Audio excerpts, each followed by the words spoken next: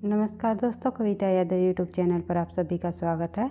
संपूर्ण हिंदी विषय की तैयारी को आगे बढ़ाते हुए आज की क्लास में हम करेंगे संपूर्ण हिंदी साहित्य के अति महत्वपूर्ण तथ्य। संपूर्ण हिंदी साहित्य से संबंधित उन अति महत्वपूर्ण तथ्यों को आज की क्लास में हम करेंगे जो बार बार परीक्षाओं में पूछे जाते हैं और आगे भी पूछे जाने की संभावना है। लगभग 10% आपकी परीक्षा में अवश्य ही देखने को मिलेंगे जो आज की क्लास में हम तथ्यों को करेंगे इनमें से। और जिस भी परीक्षा में हिंदी साहित्य संबंधी प्रश्न पूछे जाते हैं, टीजीटी पीजीटी परीक्षा हो, एनटीए नेट की परीक्षा हो या और अन्य कोई भी परीक्षा हो जिसमें हिंदी साहित्य प्रश्न पूछे जाते हैं, तो इन तथ्यों में से अवश्य ही आपको प्रश्न देखने को मिलेंगे। तो शुरुआत कर लेते हैं आज की क्लास की। टीचर प्लस बी की तो तैयारी हम कर ही रही है, साथ ही अन्य परीक्षाओं के लिए भी अति महत्वपूर्ण क्लासेज होगी ये भाई। तो शुरुआत कर लेते हैं संपूर्ण हिंदी साहित्य के अति महत्वपूर्ण तथ्यों में। हम देखते हैं सबसे पहले संस्कृत के क्लासिकल पंडित। संस्कृत के जो क्लासिकल पंडित है वो किसे कहा जाता है? वो कहा जाता है विद्यापति जी को। विद्यापति आदिकाल के प्रसिद्ध कवि है। मैथिल कोकिल, कवि कंठाभरण आदि नामों से जाने जाते हैं। हिंदी का जयदेव भी कहा जाता है, तो कई नामों से जाना जाता है, लेकिन संस्कृत का क्लासिकल पंडित भी माना गया है इसे विद्यापति जी को। और आदिकाल के में इन्होंने जो पदावली रचना लिखी है, एक पदावली रचना के आधार पर इनकी पदावली रचना प्रसिद्धि का आधार बनी है, जो कि इन्होंने मैथिल भाषा में लिखी है। देख लेते हैं अगला जो हमारा तथ्य है, हिंदी साहित्य जगत में दद्दा किसे कहा गया? तो मैथिली शरण गुप्त जी को दद्दा कहा गया। हिंदी में द्विवेदी युग के कवि रहे हैं मैथिली शरण जी। उसके बाद बात करें हिंदी साहित्य जगत में दादा किसे कहा गया? तो माखनलाल चतुर्वेदी जी को कहा गया। दद्दा की बात आए तो मैथिल शरण गुप्त, अगर दादा की इसकी जगह दादा लिख दिया जाए तो आपको ध्यान रखना है माखनलाल चतुर्वेदी जी लगाना है। एक भारतीय आत्मा के नाम से भी जाना जाता है। उसके बाद बात करें आग व राग के कवि दिनकर जी को कहा जाता है। व्यष्टि चेतना के कवि अज्ञे जी को कहा जाता है। कविराज शिरोमणि की उपाधि मिली है पद्माकर जी को। प्रेम की पीर का कवि कहा जाता है घनानंद जी को। अगर प्रेम का पीर का कवि किसे कहा जाता है ये पूछ लिया जाए तो घनानंद जी आएगा। अगर ऑप्शन में जयश्री जी भी हो, अगर ये पूछ लिया जाए सूफी कवियों में प्रेम का पीर का कवि कौन रहा, तो जयश्री जी, ये आपको ध्यान रखना है। सूफी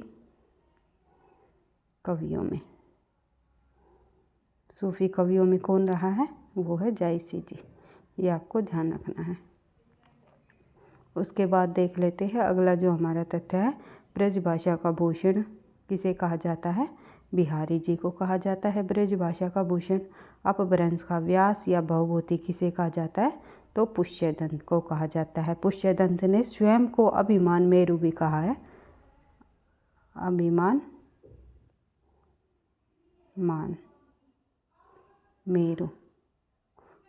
मेरु स्वयं को, ये शब्द आ जाए भाई, स्वयं को अभिमान मेरु किसने कहा है? तो पुष्यदंत ने स्वयं को अभिमान मेरु कहा है। लेकिन अगर ये पूछ लिया जाए अभिमान मेरु किसे कहा जाता है, किस कवि को, तो एक कवि हुए हैं मेरुतुंग। तो इस कवि को जो है अभिमान मेरु कहा जाता है।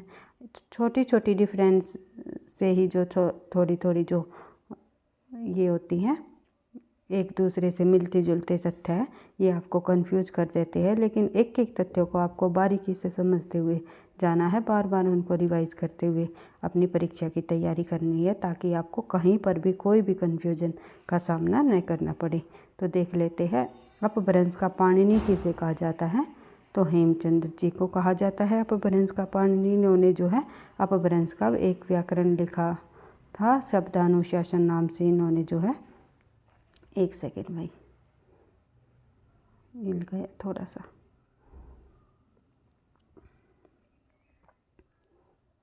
एक सेकेंड भाई, माफ़ी चाहूँगी मैं। बढ़ते हैं आगे। आधुनिक मीरा किसे कहा जाता है? तो आप सभी को पता है, छायावाद की कवयित्री अब आधुनिक मीरा के नाम से जानी जाती है महादेवी वर्मा जी। एक भारतीय आत्मा किसे कहा जाता है? तो एक भारतीय आत्मा माखनलाल चतुर्वेदी जी को कहा जाता है। और कलम का जादूगर रामवृक्ष बेनीपुरी को, कलम का सिपाही या कलम का मजदूर किसे कहा जाता है, वो कहा जाता है प्रेमचंद जी को। लेकिन अगर ये पूछ लिया जाए कलम का सिपाही नामक जीवनी किन्होंने लिखी, वो लिखी है अमृत राय ने, अमृत राय। ये आपको ध्यान रखना है। और किसे कहा जाता है, मुंशी प्रेमचंद जी को। और मुंशी प्रेमचंद की ही जीवनी कलम का सिपाही जो जीवनी में प्रेमचंद जी के आधार पर इन्होंने जीवनी लिखी है अमृत राय जी ने। उसके बाद भारत का मैक्सिम गोर्की किसे कहा जाता है, वो प्रेमचंद जी को कहा जाता है। गद्य काव्य का लेखक किसे कहा जाता है, गद्य काव्य का लेखक अगर पूछ लिया जाए तो वियोगी हरि को, और अगर ये पूछ लिया जाए गद्य का प्रेत तो किसे कहा जाता है, वो कहा जाता है अज्ञे जी को। ये आपको ध्यान रखना है। छोटी छोटी जो ये थोड़ा बहुत डिफरेंट है, इनको समझते हुए चलना है। और आगे देख लेते हैं। आधुनिक कबीर किसे कहा जाता है, नागार्जुन को कहा जाता है। वाणी का डायरेक्टर आप सभी को पता है, हजारी प्रसाद द्विवेदी जी ने कहा है कबीर दास जी को। और उसके बाद फेटेंसी का कवि कहा जाता है मुक्ति बोध को। नाथ संप्रदाय के प्रवर्तक माने जाते हैं गोरखनाथ, जिसे गोरक्षपा भी कहा जाता है। गोरक्षपा भी अगर ऑप्शन में दे दिया जाए तो आपको ध्यान रखना है गोरखनाथ का ही नाम है। उसके बाद आधुनिक युग का चरण जो है, आधुनिक युग के चारण कवि कौन रहे हैं, तो आधुनिक युग के चारण कवि दिनकर जी माने गए हैं। आधुनिक युग के कवि आप सभी को पता है नागार्जुन को। आधुनिक युग के गोरखनाथ जी रहे हैं निराला। कवि सम्राट की उपाधि किसे मिली है, तो सॉरी भाई कवि सम्राट, हाँ कवि सम्राट की उपाधि किसे मिली है, तो अयोध्या सिंह उपाध्याय हरिऔध जी को। और अब उपन्यासों का सम्राट अगर पूछ लिया जाए तो मुंशी प्रेमचंद जी को। इस प्रकार से आपको कीवर्डों को ध्यान रखते हुए अपनी तैयारी को धीरे धीरे आगे बढ़ाना है और सभी तथ्यों को बार बार रिवाइज करते हुए कर लेना है। तो देख लेते हैं अगला जो तथ्य हमारा, राष्ट्रीय कवि मैथिली शरण गुप्त। और आधुनिक कविता के सुमेरु कवि किसे कहा गया है, जयशंकर प्रसाद को। रसवादी आलोचक किसे माना है, डॉक्टर नगेंद्र को। मैथिल कोकिल किसे कहा गया है, विद्यापति जी को। अभी हमने पढ़ा था विद्यापति जी के संबंध में। क्लासिकल पंडित भी कहा जाता है, संस्कृत का क्लासिकल पंडित विद्यापति जी को। और अभिनव मेरु किसे कहा गया, वो कहा गया मेरुतुंग को। पुष्यदंत स्वयं को अभिनव मेरु की उपाधि दी। और उसके बाद देख लेते हैं आगे, हिंदुस्तान की तूती अमीर खुसरो जी को कहा गया है। और अष्टछाप पुष्टि मारक का जहाज माना गया है सूरदास जी को। जैसे कि नंददास जी ने सूरदास जी की जब मृत्यु हुई तो उन्होंने, विठलनाथ जी ने कहा भी था कि पुष्टि मारक को जहाज जात है किसे जो लेना है सो ले लो। उसके बाद बात करें आगे, जबानदानी का दावा रखने वाला कवि किसे कहा जाता है, घनानंद जी को। प्राकृत का सुकुमार कवि किसे कहा जाता है, सुमित्रानंदन पंत जी को। कठिन गद्य का प्रेत किसे कहा जाता है, अभी मैंने बताया था अज्ञे जी को। अगर कठिन काव्य का प्रेत आ जाए, ये पूछ लिया जाए कठिन काव्य का प्रेत किसे कहा जाता है, वो कहा जाता है केशवदास जी को। ये आपको ध्यान रखना है, केशवदास जी को कहा जाता है कठिन काव्य का प्रेत। अगर कठिन गद्य का प्रेत पूछ लिया जाए तो अज्ञे जी को। उसके बाद देख लेते हैं आगे, कवियों का कवि शमशेर बहादुर सिंह। बुंदेलखंड का चंद्रबरदाई किसे कहा गया है, वृंदावन लाल वर्मा को। उसके बाद बुंदेलखंड का चंद्रबरदाई किसे कहा गया है, वृंदावन लाल वर्मा को। अगला जो है हमारा मुनि मार्ग के हिमायती कौन माने गए हैं, रामचंद्र शुक्ल जी। स्वच्छंदतावादी आलोचक किसे माना गया है, कौन है, तो नंदुलारे वाजपेयी। आदि कवि कौन है हमारे, वाल्मीकि जी। अपभ्रंश का वाल्मीकि या कालिदास जो है किसे कहा गया है, वो कहा गया है पुष्यदंत को, सॉरी भाई स्वयंभू को। और पुष्यदंत को क्या कहा गया है, अपभ्रंश का जो है बहुभूति। उसके बाद देख लेते हैं अगला जो हमारा तथ्य है, अभिनव जयदेव विद्यापति जी को कहा जाता है। हिंदी का प्रथम कवि माना है माना जाता है सरहप्पा को। राहुल सांसकर्तायान ने सरहप्पा को माना है, लेकिन अलग अलग विद्वानों ने हिंदी का प्रथम कवि अलग अलग माना है। और हिंदी के प्रथम सूफी कवि भी अलग अलग विद्वानों ने अलग अलग माने हैं। लेकिन अगर सर्वमान्य तौर पर पूछ लिया जाए तो हिंदी का प्रथम कवि सरहप्पा और प्रथम सूफी कवि असायत। इस प्रकार से आपको ध्यान रखना है। जड़िया कवि किसे कहा जाता है? नंददास जी को। वात्सल्य रस का सम्राट किसे कहा जाता है? सूरदास जी को। हिंदी का जातीय कवि किसे कहा जाता है? तुलसीदास जी को।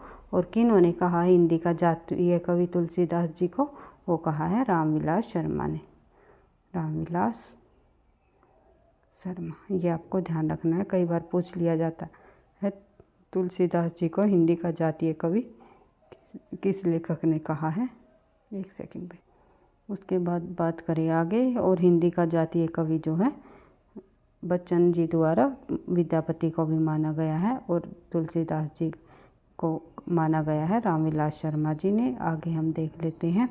कठिन काव्य का प्रेत किसे कहा जाता है? केशवदास जी को। अभी हमने पढ़ा था कठिन गद्य का प्रेत जो है वो हो रहे हैं अज्ञे जी। पुराने पंथ का पथिक कौन माना जाता है? मतीराम जी। रीतिकाल के प्रमुख कवियों में शामिल है मतीराम जी जो हैं चिंतामणि, मतीराम और जटाशंकर, ये भाई माने जाते हैं। उसके बाद बात करें आगे। एक सेकेंड भाई। उसके बाद बात करें आगे। अगला जो हमारा तथ्य है, प्रेम की पीर का कवि किसे कहा जाता है? तो घनानंद जी को कहा जाता है। अगर ये पूछ लिया जाए सूफी कवियों में प्रेम की पीर का कवि कौन माना जाता है? जायसी जी माने जाते हैं। ये आपको ध्यान रखना है। उसके बाद बात करें आगे। हिंदी नवजागरण का अग्रदूत किसे कहा जाता है? भारतेंदु जी को। हिंदी साहित्य में आधुनिकता के जन्मदाता कौन माने गए हैं? वे भारतेंदु जी। भारतेंदु युग से ही जो है हिंदी आधुनिकता का जन्म माना जाता है। सबसे पहले आधुनिक युग में जो है कौन सा युग शामिल था? भारतेंदु युग आया था। उसके बाद द्विवेदी युग, फिर जो है छायावाद युग, प्रगतिवाद युग, प्रयोगवाद युग। इस प्रकार से आधुनिक काल में को अलग अलग युगों में बांट दिया गया। उसके बाद बात करें आगे। नियम नारायण शर्मा प्रसाद जो है किसे कहा गया है? नियम नारायण शर्मा, ये उपाधि दी गई है महावीर प्रसाद द्विवेदी जी को। फिर है कल्लुल अल्लाहित जो कहा गया है वो भी महावीर प्रसाद द्विवेदी जी को कहा है। वेरी इंपॉर्टेंट है भाई, ये पूछा जा चुका है परीक्षा में। देख लेते हैं और अन्य तथ्यों को हम देख लेते हैं। हिंदी साहित्य के जो साहित्यकार रहे हैं किनको किस नाम से जाना गया है, तो ये हमने देख लिए। और अन्य तथ्यों को भी हम देख लेते हैं जो कि परीक्षाओं में बार बार पूछे जाते रहे हैं। गाथा या गाहा कहने से किस लोक प्रचलित काव्य भाषा का बोध होता है? वो होता है प्राकृत का। और दोहा या दूहा कहने से बोध होता है अपभ्रंश का। ये आपको ध्यान रखना है। दोहा या दूहा। अगर गाथा या गाहा की जगह दोहा या दूहा हो जाए तो अपभ्रंश का बोध होता है, लेकिन गाथा या गाहा कहने से जो है प्राकृत का बोध होता है। ये आपको ध्यान रखना है। उसके बाद बात करें आगे। छायावाद के प्रवर्तक का नाम बताइए। तो छायावाद का प्रवर्तक है जयशंकर प्रसाद जी। जयशंकर प्रसाद को छायावाद का प्रवर्तक माना गया है। और जयशंकर प्रसाद की रचना जो है झरना से ही जो है छायावाद की रचनाएं जो सबसे पहले लिखी जाने वाली रचना भी मानी गई है। उसके बाद बात करें आगे। जन्मेजय का नागयत किसकी कृति है? वो है जयशंकर प्रसाद जी की। उसके बाद जो है देवनागरी लिपि को राष्ट्रीय लिपि के रूप में कब स्वीकार किया गया था? 14 सितंबर 1949 को जो है देवनागरी लिपि को राष्ट्रीय लिपि के रूप में स्वीकार कर लिया गया था। जाकी राही भावना, जैसी प्रभु मूरत देखी तीन तैसी, इन पंक्तियों के रचयिता रहे हैं तुलसीदास जी। गुप्त वंश का संस्थापक कौन है? तो श्री गुप्त। हिस्ट्री का प्रश्न आ गया भाई। उसके बाद देख लेते हैं अगला जो हमारा प्रश्न है। गोदान किसकी कीर्ति है? तो प्रेमचंद जी की कीर्ति है गोदान। चारु शब्द की शुद्ध भावनात्मक संज्ञा क्या होती है? तो चारुता। चिंतामणि के रचयिता कौन है? चिंतामणि निबंध है रामचंद्र शुक्ल जी का। 4 भागों में 4 भाग रहे हैं निबंध के। उसके बाद बात करें आगे, चीनी यात्री हेंगसांग सर्वप्रथम किस भारतीय राज्य पहुंचा? तो किप्चा में। ये हिस्ट्री के प्रश्न शामिल हो गए भाई, देख लेते हैं, छोड़ देते हैं इनको। हम देख लेते हैं, छायावाद के प्रवर्तक का क्या नाम है? तो जयशंकर प्रसाद जी। जन्मेजय का नागयज्ञ किसकी कीर्ति है? जयशंकर प्रसाद जी की। अभी हमने पढ़ लिया था, रिपीट हो गए। गौतम बुद्ध ने अपने उपदेश सबसे अधिक किस स्थान पर दिए?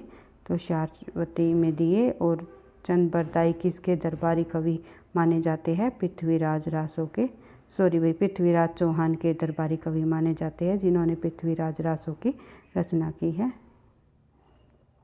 ये थोड़ा टाइपिंग मिस्टेक हो गया, दरबारी है ये, रबारी नहीं भाई। देख लेते हैं आगे, चंदन विश्व व्याप्त नहीं लिपटे रहत भुजंग। जो ये पंक्ति है ये आप सभी को पता है, रहीम जी की प्रसिद्ध पंक्ति रही है। उसके बाद बात करें आगे, चरणदास चोर किसकी नाट्य कीर्ति है? तो हबीब तनवीर की नाट्य कीर्ति है चरणदास चोर। चांद का मुँह टेढ़ा काव्य के रचनाकार कौन है? तो मुक्तिबोध जी। विवर्त उपन्यास किस महिला उपन्यासकार ने लिखा? तो विवर्त जो उपन्यास है किस महिला उपन्यासकार ने लिखा है? वो लिखा है शिवानी देवी ने, जो कि 1984 ईस्वी में लिखा गया। उसके बाद देख लेते हैं आगे, किस नाटककार ने अपने नाटकों के लिए रंगमंच को अनिवार्य नहीं माना?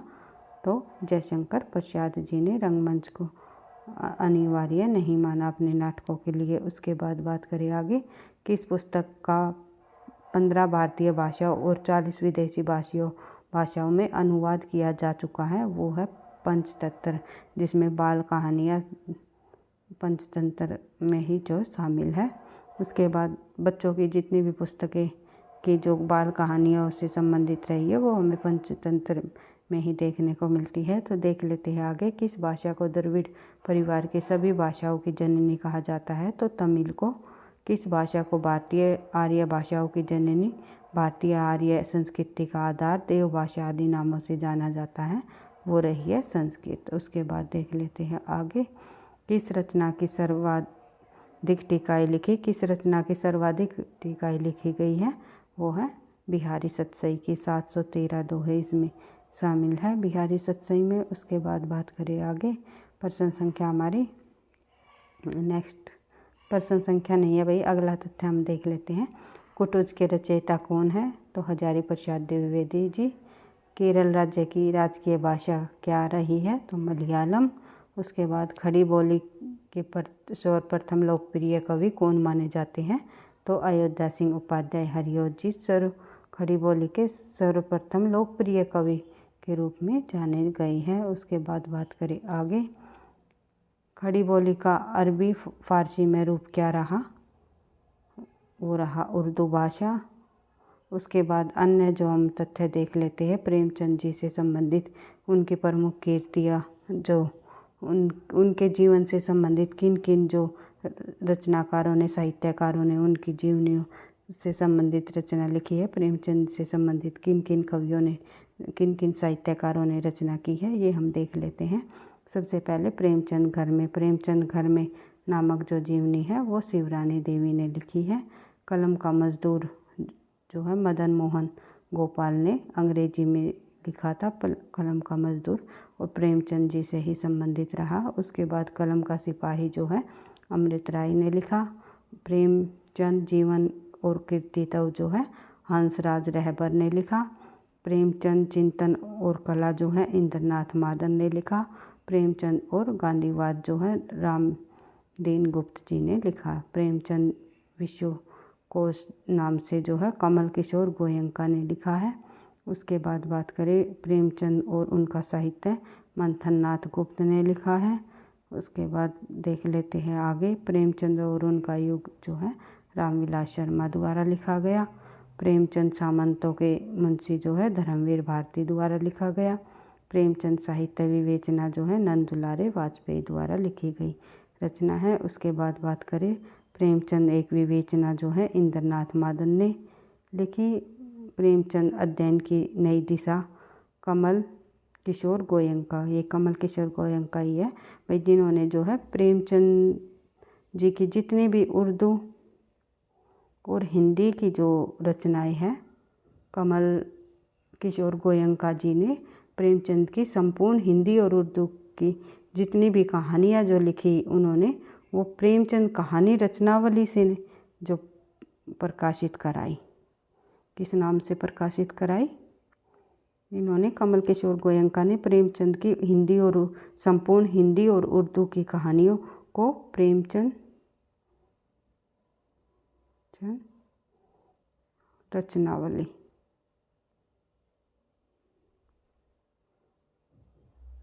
प्रेमचंद कहानी रचनावली नाम से प्रकाशित कराई थी भाई। प्रेमचंद कहानी रचनावली नाम से कमल किशोर गोयंका ने प्रेमचंद की संपूर्ण हिंदी और उर्दू कहानियों को प्रकाशित कराया है। उसके बाद देख लेते हैं आगे। प्रेमचंद के उपन्यासों का शिल्प विधान भी कमल किशोर गोयंका द्वारा लिखा गया। प्रेमचंद की कहानियों का काल कर्मानुसार जो अध्ययन जो है कमल किशोर गोयंका का। उसके बाद बात करें आगे, प्रेमचंद के उपन्यास यात्रा नव मूल्यांकन जो लिखा है वो लिखा है शैलेश जैती ने। इस प्रकार से हमने प्रेमचंद जी से संबंधित भी जो मुख्य रचनाओं को देख लिया है, जो कि परीक्षाओं में बार बार पूछे जाते हैं। और अन्य तथ्यों को अगर आप करना चाहो तो और तथ्य भी हम कर लेते हैं, क्योंकि आज हम संपूर्ण हिंदी साहित्य से संबंधित तथ्यों को कर रहे हैं, जो कि वेरी वेरी वेरी इम्पोर्टेंट है परीक्षा की दृष्टि से। कहीं ना कहीं ये इन तथ्यों में से हमेशा प्रश्न पूछे जाते हैं और आगे भी पूछे जाने की संभावना है। लगभग आपको 10+ प्रश्नों को 10 से 15 के बीच प्रश्न इस वीडियो से आपको जो है परीक्षाओं में अवश्य ही देखने को मिलेंगे। तो इसलिए इसको आप बार बार रिवाइज करते हुए इन सभी तथ्यों को याद कर सकते हो। कुछ तो आपको याद है ही, और बार बार इनको रिवाइज करके देख सकते हो, तो देख लेते हो। और वीडियो भी पसंद आती है, आपको लगता है आपकी जो परीक्षा की दृष्टि से आपको मददगार रहेगी, हेल्पफुल रहेगी, तो प्लीज़ लाइक कर दिया करो, क्योंकि आपकी एक लाइक और कमेंट से ही जो है नेक्स्ट क्लास बनाने का मोटिवेशन मिलता है। तो आगे देख लेते हैं। सुनीता जो है उपन्यास है जैनेंद्र कुमार का। इसमें किस विषय वस्तु को दर्शाया है ये भी हम देखते हुए चलेंगे। कुछ उन महत्वपूर्ण उपन्यासों के संबंध में अब हम चर्चा करेंगे, जो कि परीक्षा की दृष्टि से अति महत्वपूर्ण है और परीक्षाओं में पूछे जाते हैं। आजकल परीक्षा में प्रश्नों को पूछने का जो पैटर्न है थोड़ा बदल चुका है, तो उसी आधार पर ही हम तथ्यों को करते हुए चलेंगे। आजकल जो है ये डायरेक्ट ये नहीं पूछा जाता ये किसकी रचना है, ये किसकी है। या तो नहीं से संबंधित प्रश्न पूछा जाता है, या सत्य है सत्य से संबंधित जो है प्रश्न पूछे जाते हैं, या फिर ये पूछ लिया जाता है इस उपन्यास के अंतर्गत जो क्या कथा वस्तु रही है, किस विषय को दर्शाया, किस समस्या को दर्शाया है। तो इस प्रकार से अधिक प्रश्न पूछे जाते हैं। तो देख लेते हैं। सुनीता जैनेंद्र जी का जो उपन्यास है वो विधवा विवाह पर आधारित उपन्यास है। ये पूछ लेंगे एक सुनीता उपन्यास किस पर आधारित उपन्यास है, 4 ऑप्शन दे देंगे, तो उनमें से जो है विधवा विवाह पर आधारित उपन्यास जैनेंद्र का सुनीता। फिर है परख, जैनेंद्र जी का ही विधवा विवाह पर आधारित उपन्यास रहा है ये भी। उसके बाद त्यागपत्र जो है जैनेंद्र का मृणाल नामक भाग्यहीन युवती के जीवन पर आधारित उपन्यास है। तो पात्र भी पूछ लिया जाता है, मृणाल निम्नलिखित में से जैनेंद्र के किस उपन्यास का पात्र रहा है। तो मृणाल जो है एक भाग्यहीन युवती के जीवन पर आधारित उपन्यास त्यागपत्र रहा है, और मृणाल त्यागपत्र का एक प्रमुख पात्रा मानी गई है। उसके बाद बात करें आगे, अपने अपने अजनबी अज्ञे जी का उपन्यास है। उसमें सलेमा कैंसर से पीड़ित महिला है और योको एक नवयुवती है, ये आपको ध्यान रखना है। उसके बाद बात करें यशपाल जी का दिव्या उपन्यास, बोधकाल की घटनाओं पर आधारित दलित पीड़ित नारी की करुणा का कथा इसमें बताया गया है। उसके बाद देख लेते हैं आगे, तिरिया चरित्र। तो जो ये उपन्यास है ये शिवमूर्ति जी का है। नायिका विमल के साथ ससुर का अमानवीय व्यवहार, विमल जो पात्र रही है इसकी, उसके ससुर का अमानवीय व्यवहार रहा है इसमें। उसके बाद बात करें अग्निगर्भा जो उपन्यास है वो अमृतलाल नागर का है, जिसमें दहेज और नारी दमन का निकृष्टम रूप इसमें दर्शाया गया है। उसके बाद बात करें, या ये पूछ लिया जाता है निम्नलिखित में से दहेज से संबंधित या दहेज समस्या से संबंधित उपन्यास इनमें से कौन सा नहीं है। जैसे कि मुंशी प्रेमचंद के उपन्यासों को दे देंगे, साथ में अमृतलाल नागर का अग्निगर्भ दे देंगे।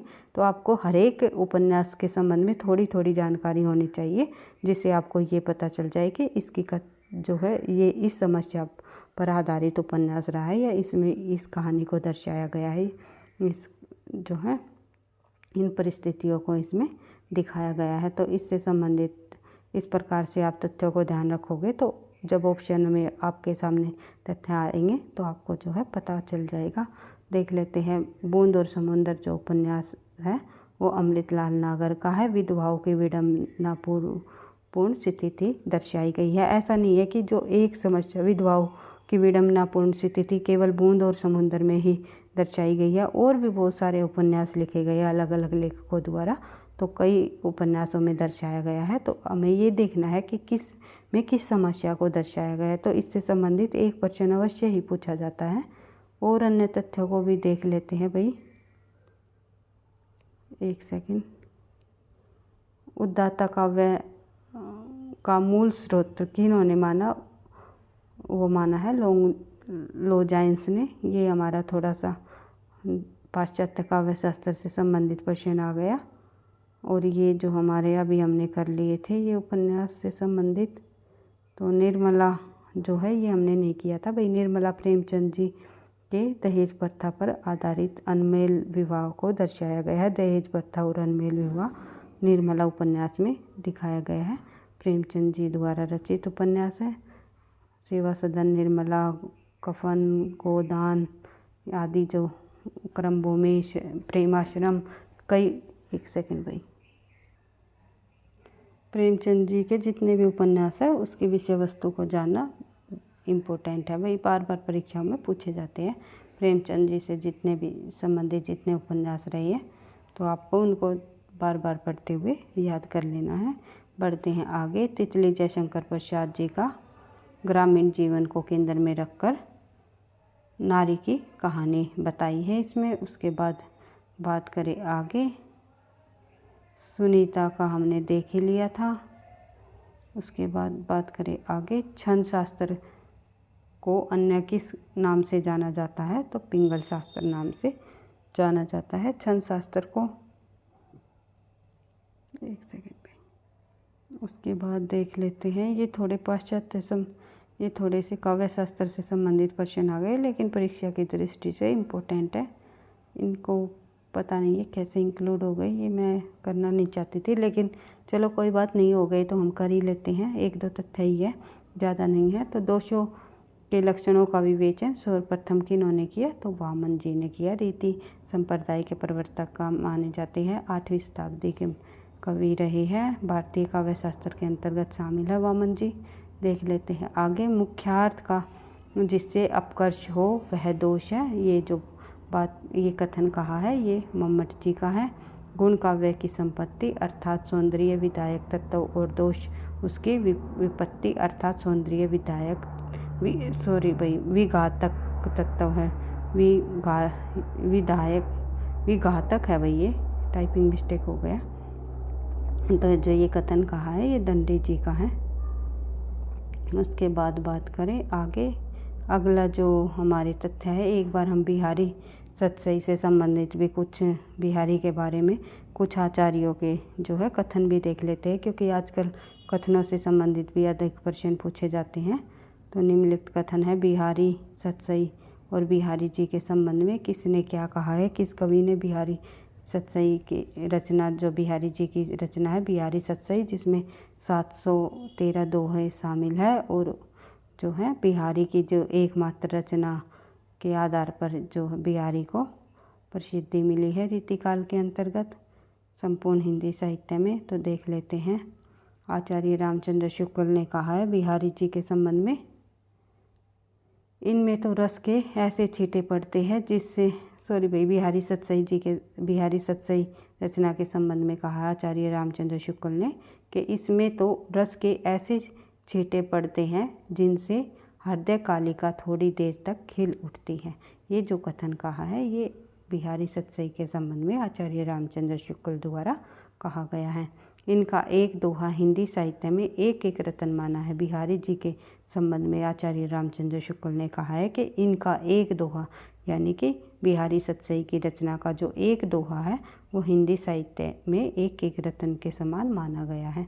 उसके बाद बात करें आगे, मुक्तक कविता में जो गुण होना चाहिए वह बिहारी की कविता में अपने चरम उत्कर्ष को पहुंचा है। जो ये मुक्तक कविता में जो गुण होना चाहिए बिहारी की कविता में अपने चरम उत्कर्ष को पहुंचा है। तो ये जो कथन है ये भी आचार्य रामचंद्र शुक्ल का है।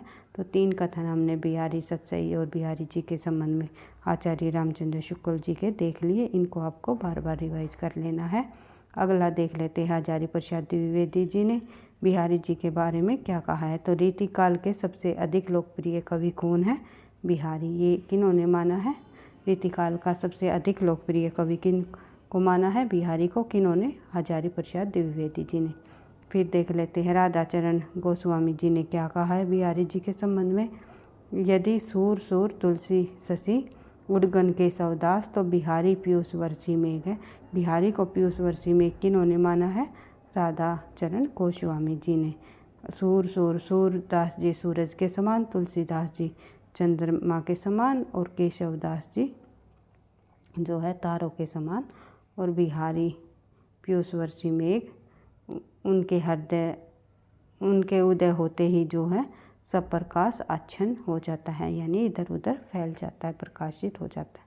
उसके बाद बात करें आगे, विश्वनाथ प्रसाद जी ने क्या कहा है। प्रेम के भीतर उन्होंने सब प्रकार की सामग्री, सब प्रकार के वर्णन प्रस्तुत किए और वे भी इन 7 दोहों में ही है, इन 700 दोहों में ही है, 700 दोहों में। विश्वनाथ प्रसाद जी ने जो बिहारी के दोहों के संबंध में उन्होंने बताया है कि प्रेम के भीतर उन्होंने सब प्रकार की सामग्री, सब प्रकार के वर्णन प्रस्तुत किए हैं। ये जो कथन का है विश्वनाथ प्रसाद जी ने कहा है, वे भी इन 700 दोहों में ही है। उसके बाद बात करें आगे, लाला भगवान दीन ने जो क्या कहा है। बिहारी हिंदी का चौथा रत्न है। इन्होंने लाला भगवान दीन ने बिहारी को हिंदी का चौथा रत्न माना है। उसके बाद गणपति चंद्र गुप्त ने उनके कविताओं में तीनों गुणों प्रतिभा, अध्ययन और अभ्यास, ये 3 गुण माने हैं बिहारी में। किन्होंने? गणपति चंद्र गुप्त ने का समन्वय मिलता है। उसके बाद देख लेते हैं आगे, गणपति चंद्र गुप्त के अनुसार हमने देख लिया उनके व्यक्तित्व में तीनों गुणों कौन कौन से, प्रतिभा, अध्ययन और अभ्यास, इन तीनों गुणों का समन्वय मिलता है। किनके व्यक्तित्व में? बिहारी के व्यक्तित्व में।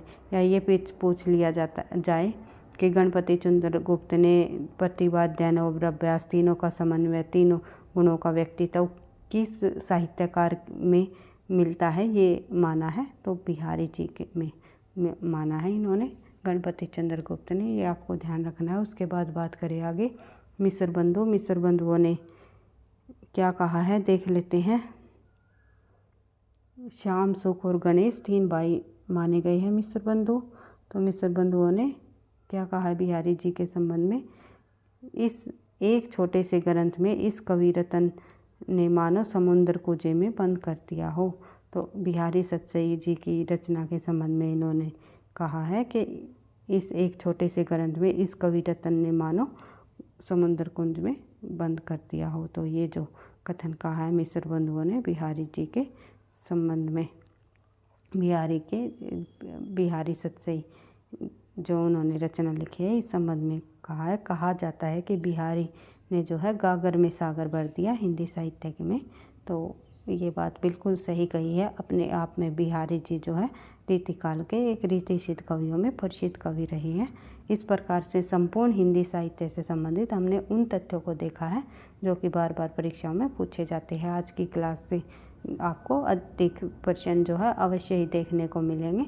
और वीडियो एक बार मैं फिर से कहना चाहती हूँ, वही वीडियो आपको लगती है आपके लिए परीक्षा की दृष्टि से मददगार साबित होगी, हेल्पफुल रहेगी, तो प्लीज़ लाइक कर दिया करो, क्योंकि आपके एक लाइक और कमेंट से ही जो मुझे नेक्स्ट क्लास बनाने का मोटिवेशन भी मिलता है। और पढ़ते रहना, आगे बढ़ते रहना। और चैनल को सब्सक्राइब नहीं किया तो सब्सक्राइब कर लेना, ताकि आपको नोटिफिकेशन समय पर मिलता रहे। हमारी जो हर रोज़ जो है 3:15 पर क्लास आती है हिंदी साहित्य से संबंधित, तो आप देख सकते हो। संपूर्ण हिंदी से संबंधित मैं उन्हीं तथ्यों को बार बार रिवाइज करवाते हुए अपनी तैयारी को हम आगे बढ़ा रहे हैं, जो कि परीक्षा की दृष्टि से अति महत्वपूर्ण है और बार बार परीक्षाओं में पूछे जाते हैं। और साथ साथ हम नए तथ्यों को भी लेते हुए चल रहे हैं, ताकि अगर कोई भी इनसे अतिरिक्त और भी प्रश्न अगर पूछ लिया जाए तो जो है हम आसानी से उसका आंसर कर सकें। DEET के पाठ्यक्रम के आधार पर हम अपनी तैयारी को आगे बढ़ा रहे हैं। TGT PGT की जो अभी हाल ही में DEET की परीक्षाएं होने वाली हैं, तो उन्हीं को हम आधार बना करके जो है अपनी तैयारी को धीरे धीरे आगे बढ़ाते हैं। तो वीडियो एक दूसरे से जो है शेयर भी कर दिया करो। थैंक यू, धन्यवाद।